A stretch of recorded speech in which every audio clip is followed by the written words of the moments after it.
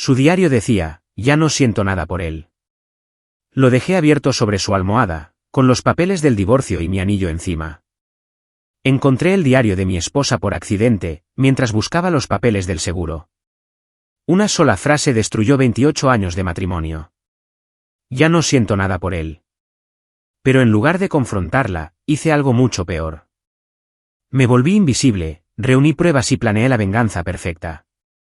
Me llamo Clayton Harwell, pero todos me llaman Cla. Tengo 57 años, y he dirigido Harwell's Auto Repair durante los últimos 23 años. No es un trabajo glamuroso, pero es honesto. Arreglo cosas que están rotas, y la gente me paga por ello. Una transacción simple, sin mentiras, sin engaños, solo la buena y anticuada resolución de problemas con mis propias manos. Me casé con Bridget hace 28 años, cuando ella era secretaria en la oficina del condado, y yo apenas empezaba como mecánico.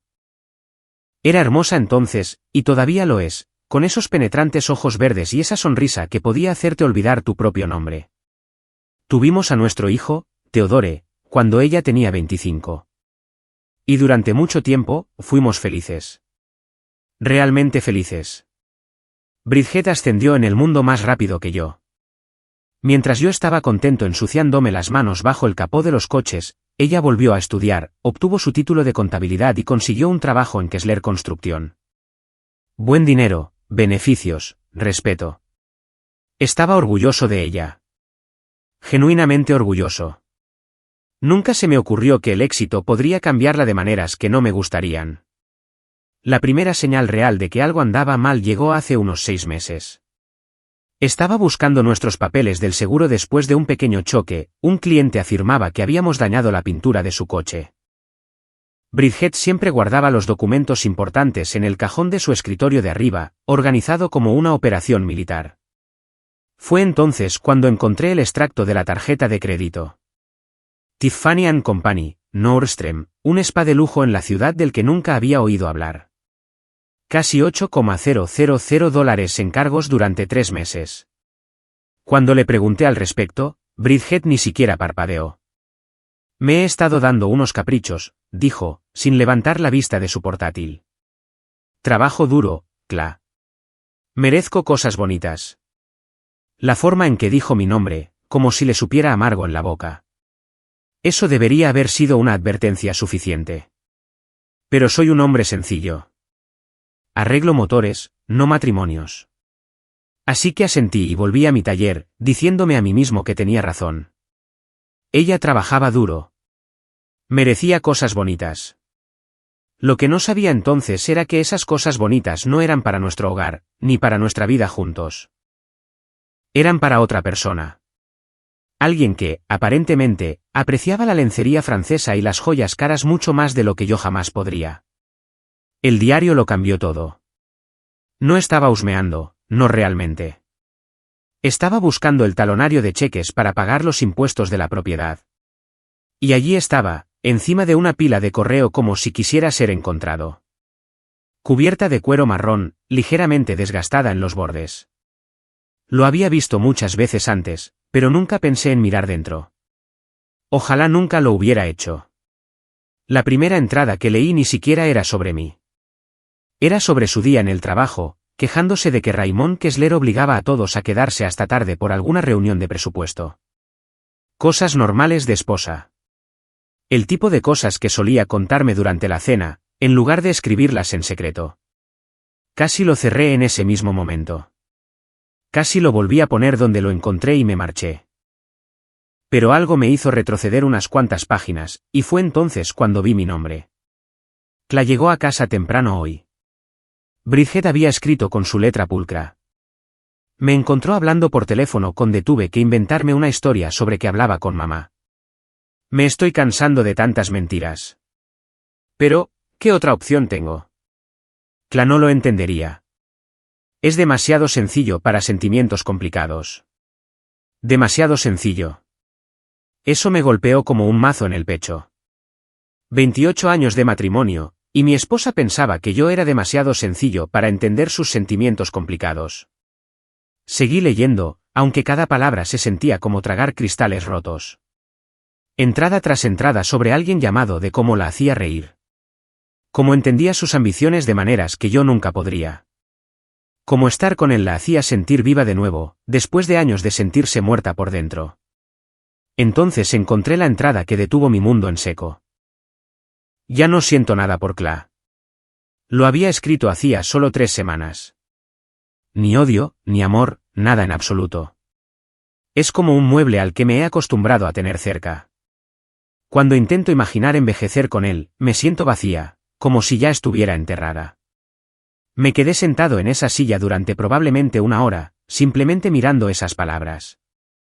Mi esposa, la mujer alrededor de la cual había construido toda mi vida, pensaba en mí como un mueble, algo que se usa y se ignora hasta que llega el momento de reemplazarlo por algo mejor. La peor parte ni siquiera fue la traición. Fue darme cuenta de que tenía razón en una cosa. Yo había sido sencillo. Lo bastante sencillo como para confiar en ella por completo. Lo bastante sencillo como para trabajar 70 horas a la semana para que ella pudiera tener cosas bonitas. Lo bastante sencillo como para nunca cuestionar por qué de repente necesitaba tanta ropa nueva, o por qué empezó a maquillarse para hacer recados. Pero sencillo no significa estúpido, y desde luego no significa débil. Cerré el diario y lo volví a poner exactamente donde lo encontré. Luego bajé a mi taller en el sótano y empecé a planear.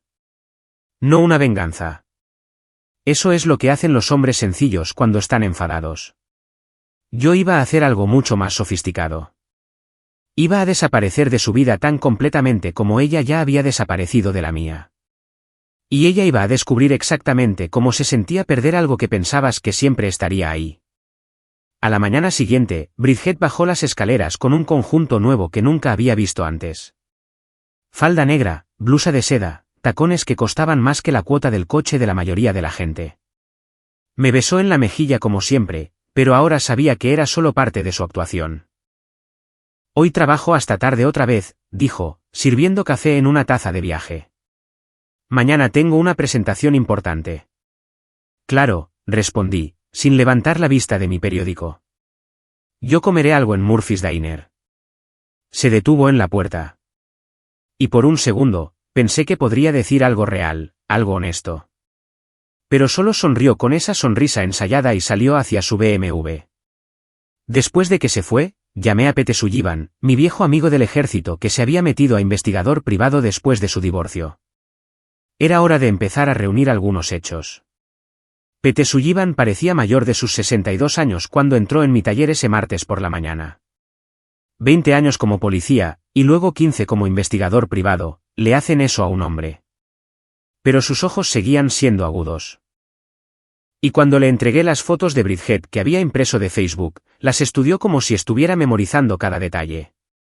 ¿Cuánto tiempo llevas casado con esta mujer?, preguntó Pete, colocando las fotos en mi banco de trabajo, junto a un carburador que estaba reconstruyendo. 28 años este octubre, le dije. Se suponía que íbamos a renovar nuestros votos para nuestro 30 aniversario.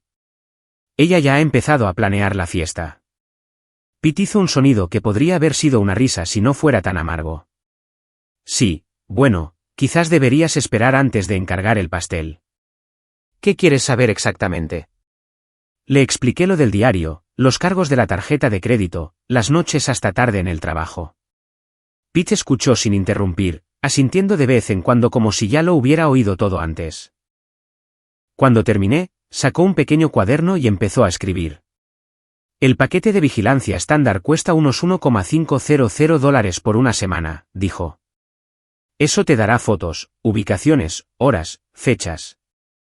Si se está viendo con alguien regularmente, averiguaré quién y dónde. El dinero no es el problema, respondí. Solo necesito saber hasta qué punto llega esto antes de hacer mi movimiento.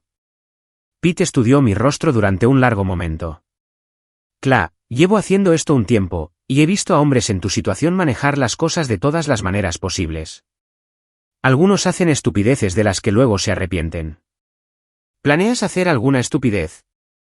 Pensé en esa pregunta, mientras me limpiaba la grasa de las manos con un trapo viejo.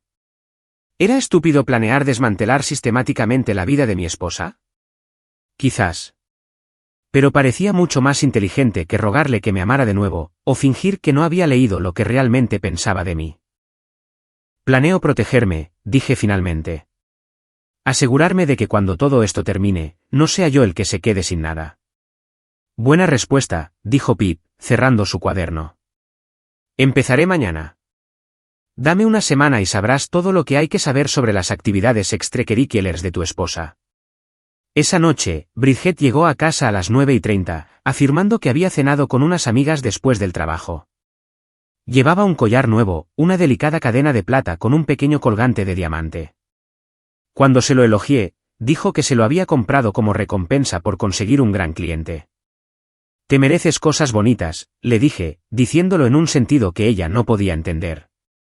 Más tarde, mientras dormía a mi lado, me quedé mirando el techo y haciendo planes, no solo para el divorcio, sino para todo lo que vendría después, la casa, el negocio, la cuenta de jubilación que hemos estado construyendo durante 30 años. Ella pensaba que yo era demasiado sencillo para entender sentimientos complicados, pero estaba a punto de aprender que sencillo no significa indefenso. Theodore llamó un jueves por la mañana, mientras yo instalaba una nueva transmisión en el Honda de la señora Patterson. La voz de mi hijo sonaba diferente, más madura, más segura que la última vez que hablamos. El éxito le hace eso a un hombre. Papá, tengo noticias, dijo Theodore, y pude oír la emoción que intentaba contener. Sara y yo estamos comprometidos. Estamos pensando en celebrar la boda la próxima primavera, quizás. Debería haber estado feliz. Theodore llevaba saliendo con Sara Michey durante 3 años. Y era una buena mujer, inteligente, amable, de una familia sólida. Pero todo en lo que podía pensar era en cómo esta noticia iba a complicar todo con Bridget. Eso es maravilloso, hijo, logré decir. A tu madre le va a encantar. De hecho, por eso llamo. Queremos ir este fin de semana para decíroslo a los dos en persona. Quizás tener una cena familiar. Empezar a hablar de los planes de la boda. Cena familiar. La ironía no se me escapó. En unas pocas semanas, podría no quedar una familia con la que cenar. Por supuesto, dije. A tu madre le encanta planear fiestas. Esto le dará algo emocionante en lo que centrarse. Esa fue la subestimación del año. Bridget había estado hablando de la eventual boda de Theodore desde que se graduó de la universidad. Tenía opiniones sobre todo, desde los lugares hasta los arreglos florales, todo cuidadosamente anotado en un cuaderno que guardaba como si fuera información clasificada. Cuando le conté a Bridget sobre el compromiso esa noche, su reacción fue exactamente la que esperaba. Gritó de alegría. Inmediatamente empezó a hacer listas, a llamar a salones de celebraciones, aunque eran más de las 9. Por primera vez en meses, parecía genuinamente feliz. Esta va a ser la boda del siglo, dijo, caminando de un lado a otro de la cocina con el teléfono pegado a la oreja. El padre de Sara es dueño de esos concesionarios de coches, así que el dinero no será un problema. Podemos hacer algo realmente especial. La observé planear el futuro de nuestro hijo mientras destruía nuestro pasado, y algo frío se instaló en mi pecho. Ya estaba gastando dinero que podríamos no tener para cuando todo esto terminara, haciendo promesas que podría no ser capaz de cumplir. Pero no dije nada. Dejé que planeara. Dejé que se emocionara. Dejé que imaginara un futuro en el que todavía formaba parte de nuestra familia. Haría que la verdad doliera mucho más cuando finalmente saliera a la luz. Pete llamó a la mañana siguiente con su primer informe.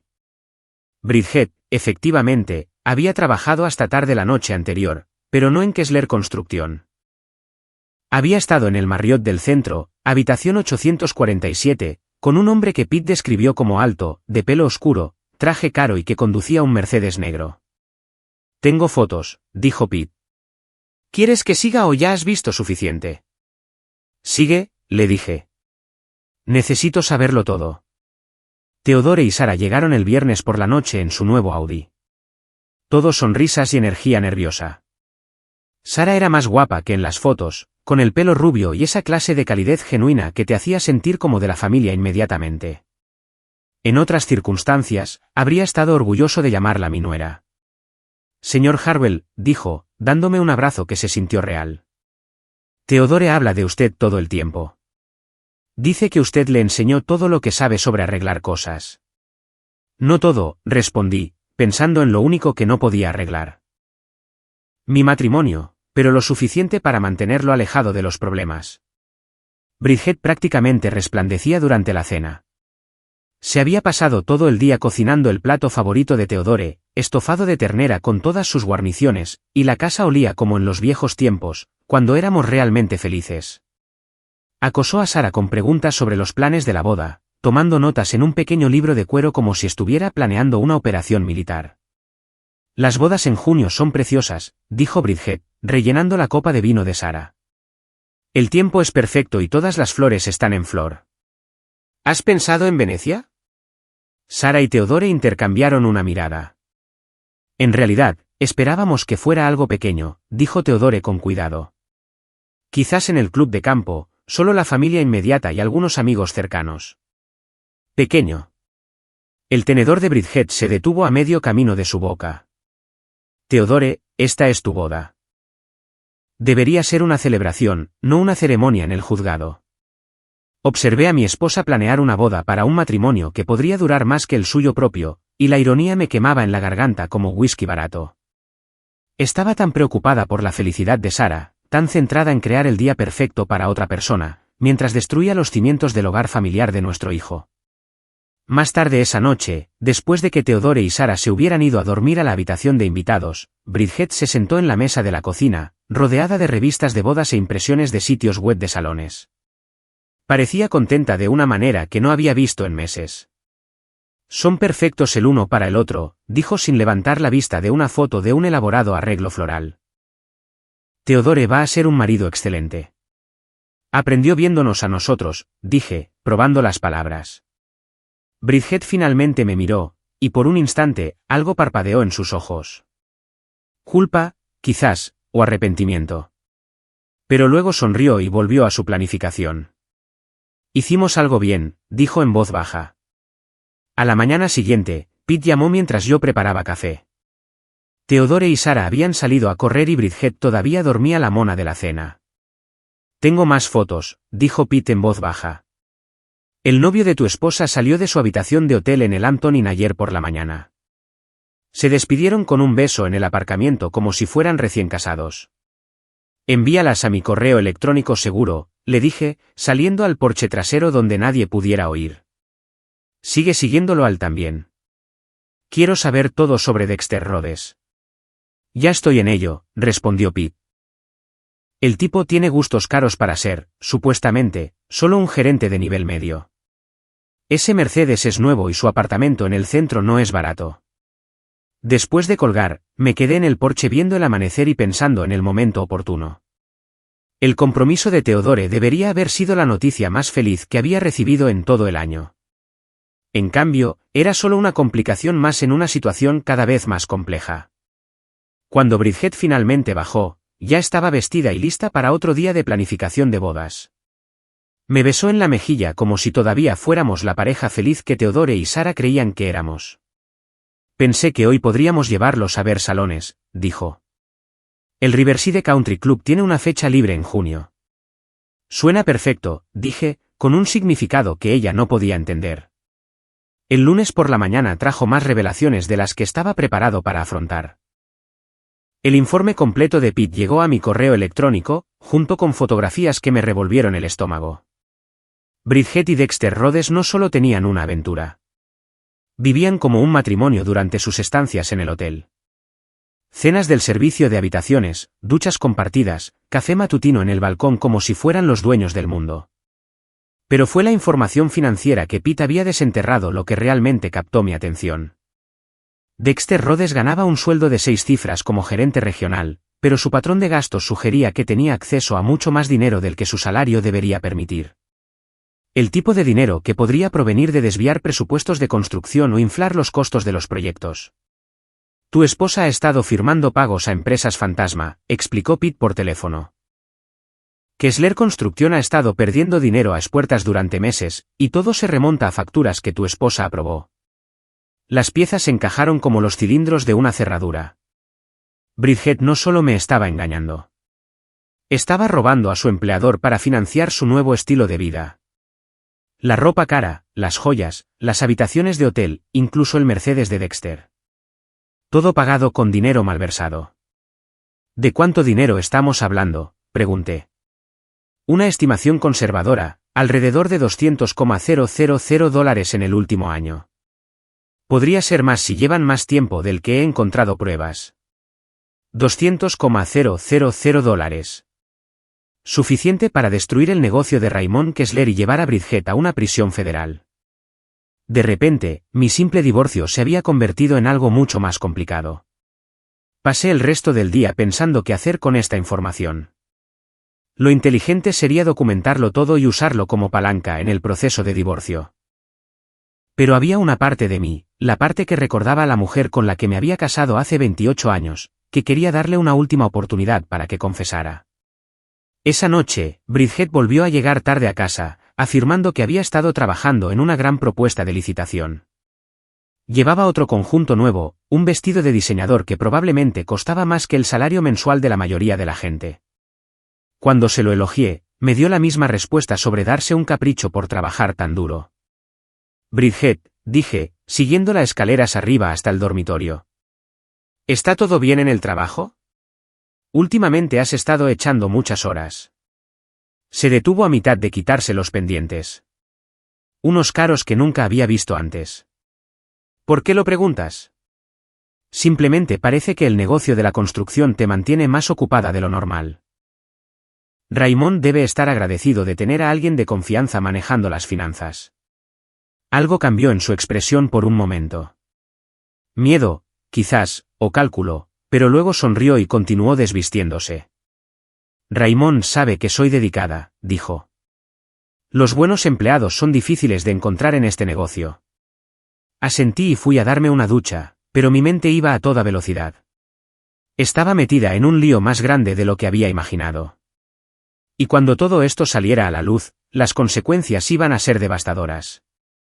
No solo para nuestro matrimonio, sino para su libertad. Mientras estaba bajo el agua caliente, me di cuenta de que me enfrentaba a una elección. Podía exponerlo todo de una vez y ver cómo su mundo se derrumbaba. O podía intentar salvarla de sí misma, mientras seguía protegiendo mis propios intereses. El problema era que ya no estaba seguro de que mereciera ser salvada. Dolores Whitman me llamó al taller un martes por la tarde.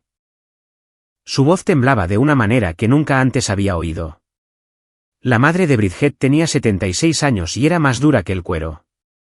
Así que cuando me preguntó si podía pasar para hablar de algo importante, supe que no era una visita social. Llegó una hora después, pareciendo mayor de lo que era y llevando un sobremanila que agarraba como un salvavidas.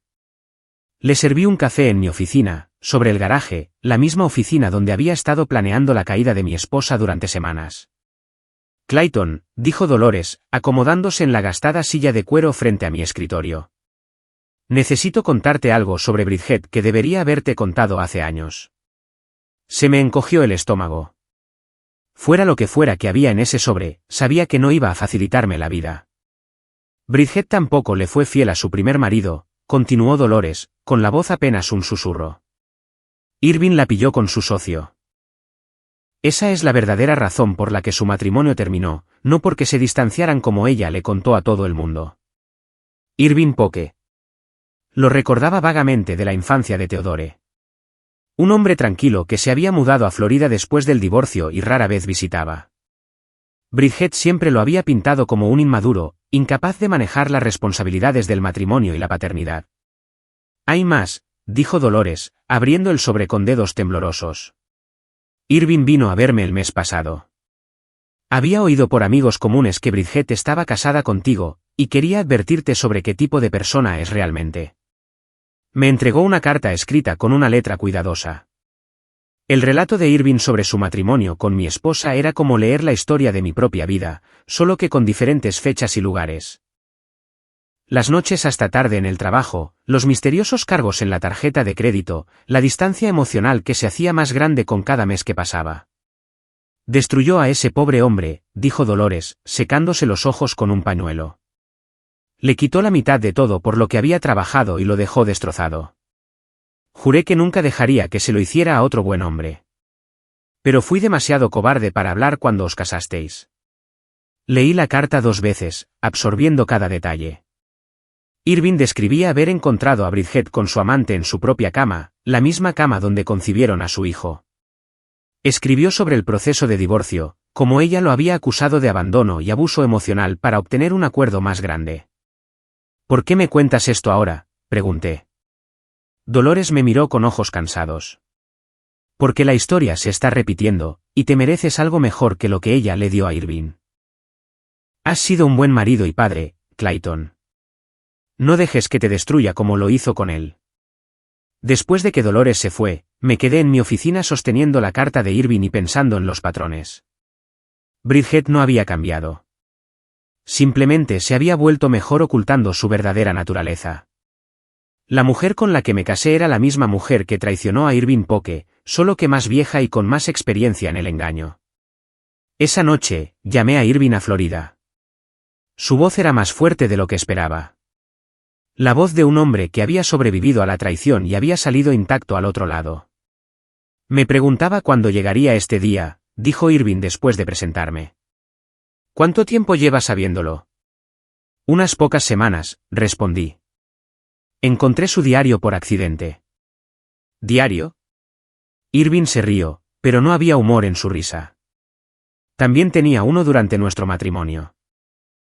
Solía escribir cosas terribles sobre mí y luego lo dejaba donde pudiera encontrarlo. Creo que quería que lo leyera.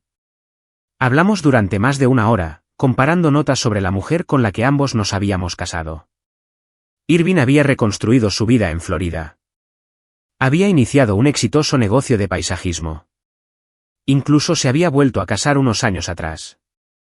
Pero las cicatrices de la traición de Bridget seguían allí. Heridas apenas curadas que probablemente siempre dolerían. No cometas los mismos errores que yo, me advirtió antes de colgar. Documenta todo.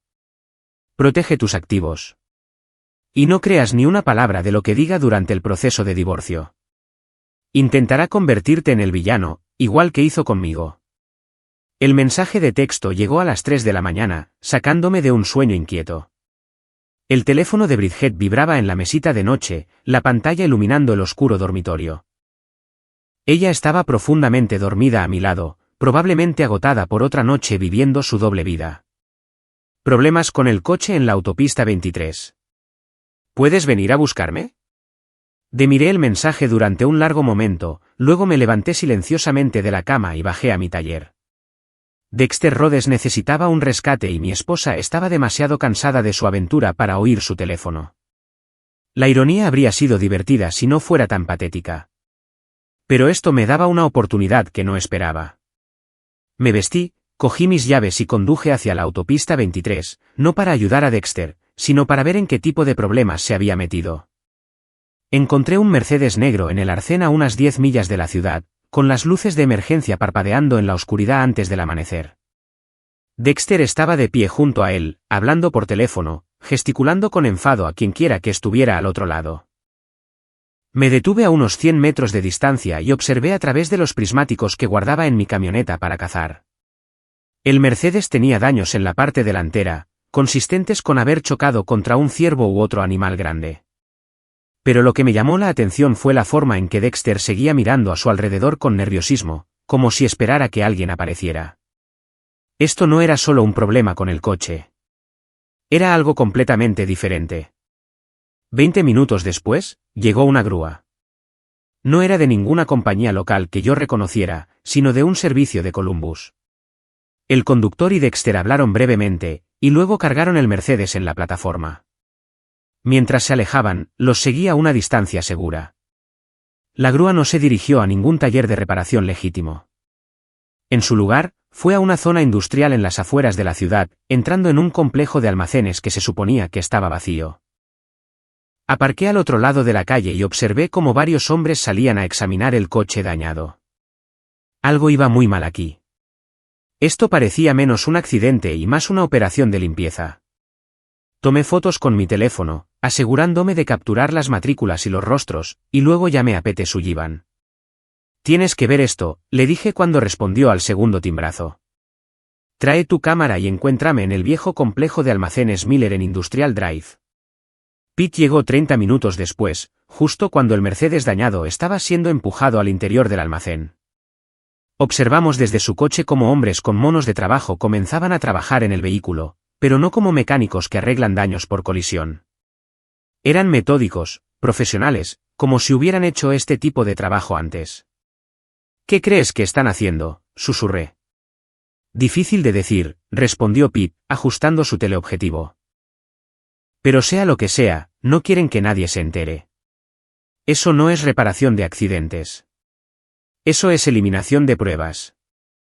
Nos quedamos hasta el amanecer, documentando todo, el almacén, las matrículas, los rostros de los hombres que trabajaban en el coche. Pete incluso logró tomar fotos a través de las puertas abiertas del almacén, que los mostraban desmontando partes del frontal del Mercedes. El novio de tu esposa está metido en problemas serios, dijo Pete mientras finalmente nos íbamos. Esto ya no es solo una aventura, Cla. Esto es actividad criminal. Cuando llegué a casa, Bridget estaba en la cocina preparando café, todavía en bata. Parecía cansada, pero no particularmente preocupada por su amante desaparecido. Te has levantado temprano, dijo sin mirarme. No podía dormir, respondí. Lo cual era bastante cierto. ¿Todo bien? Parecías inquieta anoche. Miró su teléfono, probablemente buscando mensajes de Dexter. Al no encontrar ninguno, se encogió de hombros y volvió a su café. Solo estrés del trabajo, dijo. Nada que no pueda manejar. Asentí y subí a ducharme. Pero mi mente iba a toda velocidad. En lo que sea que Dexter Rhodes estuviera involucrado, era más grande que la malversación y el adulterio. Y mi esposa estaba justo en medio de ello, lo supiera o no. El diario estaba abierto sobre la almohada de Bridget, exactamente como lo había planeado, mostrando esas palabras condenatorias para que cualquiera las viera. Ya no siento nada por él. Ni odio, ni amor, nada en absoluto. Justo encima, coloqué mi anillo de bodas y los papeles del divorcio que había pasado semanas perfeccionando. La casa estaba en silencio cuando ella llegó de lo que afirmó era otra reunión tardía. Oí sus pasos en las escaleras, luego silencio, y después un grito que probablemente despertó a la mitad del vecindario. Yo estaba en mi taller cuando bajó corriendo, todavía con su ropa de trabajo, pero despeinada, con lágrimas corriendo por su rostro. Cla, por favor, tenemos que hablar, dijo, sosteniendo el diario como una prueba en la escena de un crimen. Esto no es lo que piensas. Es exactamente lo que pienso, respondí, sin levantar la vista del carburador que estaba reconstruyendo. 28 años, Bridget. 28 años te di todo lo que tenía. Y lo tiraste a la basura por un malversador de una constructora que probablemente irá a la cárcel. Su rostro se puso blanco. ¿Cómo sabes de? Lo sé todo, dije, finalmente encontrándome con sus ojos. El dinero que has estado robando con Dexter Rhodes, el almacén donde se deshace de las pruebas. Tu patrón de destruir a hombres buenos que te amaron. Irving Poe te manda saludos, por cierto. Se derrumbó en la silla frente a mi banco de trabajo, la lucha se desvaneció de ella como el aire de un neumático pinchado. Cla, nunca quise que llegara tan lejos. Simplemente sucedió. Nada simplemente sucede, Bridget. Tú tomaste decisiones. Cada habitación de hotel, cada mentira, cada dólar que robaste de la empresa de Raymond Kessler, todo eso lo elegiste tú. Las pruebas de Pete Sullivan ya estaban en manos tanto del FBI como del empleador de Bridget. Su cómplice, Dexter, se enfrentaba a cargos federales por fraude y crimen organizado. La operación del almacén que descubrimos era parte de un esquema más grande que involucraba materiales de construcción robados y fraude de seguros. ¿Qué pasará con la boda de Theodore?, preguntó. Y por un momento, sonó como la mujer con la que me había casado décadas atrás. La boda de Theodore será preciosa, dije. Felicia y yo ya hemos hecho arreglos para ayudar con la planificación. Felicia, su voz era apenas un susurro. Mi abogada también resulta ser alguien que me conocía antes de que me volviera demasiado sencillo para sentimientos complicados. A la mañana siguiente, Bridget se había ido. Empacó lo que pudo llevar y se fue antes del amanecer, probablemente tratando de adelantarse a los investigadores federales que se estaban acercando. Dejó una nota en la mesa de la cocina diciendo que iba a quedarse con su hermana hasta que las cosas se arreglaran. Pero las cosas no se iban a arreglar. La constructora de Raymond Kessler estaba en bancarrota gracias a su malversación. Dexter Rhodes estaba bajo custodia federal esperando juicio, y Bridget era una fugitiva de la justicia que destruyó a todos los que alguna vez intentaron amarla. Theodore llamó esa tarde, habiéndose enterado del divorcio por su abuela. Su voz era temblorosa, pero intentaba ser fuerte. Papá, lo siento, dijo. No tenía idea de que mamá fuera capaz de algo así. Yo tampoco, hijo, pero lo superaremos. Tu boda se celebrará exactamente como estaba planeada, y tu viejo estará allí sonriendo como el padre orgulloso que soy. 6 meses después, acompañé a Theodore por el pasillo en la boda en el club de campo que Bridget había planeado, pero que nunca vería. Felicia estaba sentada en la primera fila, con un vestido azul que resaltaba sus ojos.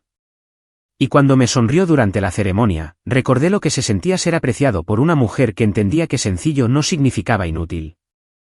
La sala del tribunal estaba abarrotada cuando Bridget finalmente se enfrentó a la justicia 18 meses después.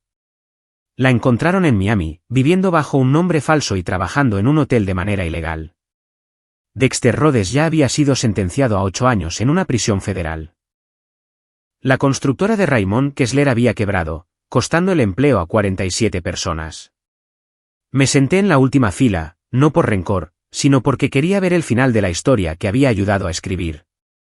Bridget parecía mayor, desgastada por meses de huir y esconderse. Cuando el juez la sentenció a 6 años por fraude y malversación, finalmente miró en mi dirección. Asentí una vez, no con crueldad, sino con la satisfacción de un hombre que se había protegido a sí mismo y a otros de una depredadora. El primer aniversario de Theodore y Sarah se acercaba, y estaban esperando su primer hijo. Sarah me había pedido que la acompañara por el pasillo cuando su propio padre no pudo hacerlo debido a una cirugía, y fue un honor para mí desempeñar ese papel. Felicia y yo llevamos saliendo 8 meses, tomándonos las cosas con calma y construyendo algo real. Ella entendía que la confianza era algo que tendría que volver a aprender. Y fue paciente con mi corazón cauteloso. El taller de coches prosperaba. Se había corrido la voz sobre cómo había ayudado a desmantelar una red criminal. Y de alguna manera, eso se tradujo en más clientes que respetaban a un hombre que defendía lo correcto. Había contratado a 2 nuevos mecánicos y estaba pensando en expandirme al edificio de al lado. En las noches tranquilas, a veces pensaba en la entrada del diario que había cambiado mi vida. No siento nada por él. Esas palabras me habían dolido cuando las leí por primera vez, pero ahora entendía que eran un regalo. Me habían liberado de un matrimonio que estaba matando lentamente mi alma. Bridget había tenido razón en una cosa. Éramos personas diferentes a cuando nos casamos, pero la diferencia no era que yo me hubiera vuelto sencillo o aburrido. La diferencia era que ella se había convertido en alguien que solo podía encontrar la felicidad destruyendo las vidas de otras personas. Yo había aprendido a sentir de nuevo, a confiar de nuevo, a construir algo real con alguien que apreciaba al hombre que siempre había sido. Y eso valía más que todo el dolor que había costado llegar hasta allí. Lo último que supe es que Irving Poque también se había vuelto a casar, con una viuda que tenía una floristería en Clearwater. Ahora intercambiamos tarjetas de Navidad. 2 supervivientes que habían encontrado la paz después de la tormenta. A veces, lo mejor que le puede pasar a un buen hombre es descubrir que está casado con la mujer equivocada. Duele como el infierno, pero abre posibilidades que nunca supiste que existían.